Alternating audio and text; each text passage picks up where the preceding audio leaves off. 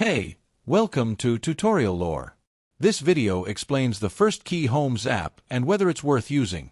Quick disclaimer. This is an explained review based on user feedback and online data, not personal use or a visual demo.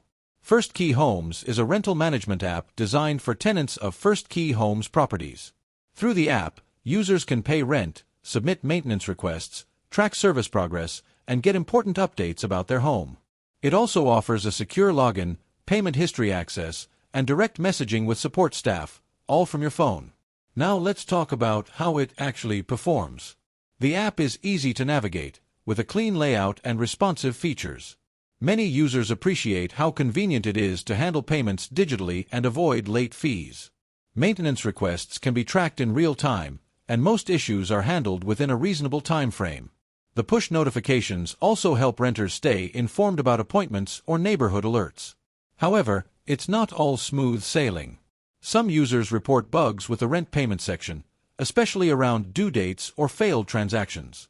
Others mention delays in maintenance response or the app occasionally crashing during login.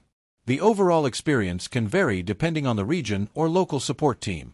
If you've been enjoying this video so far, don't forget to drop a like. It helps a lot.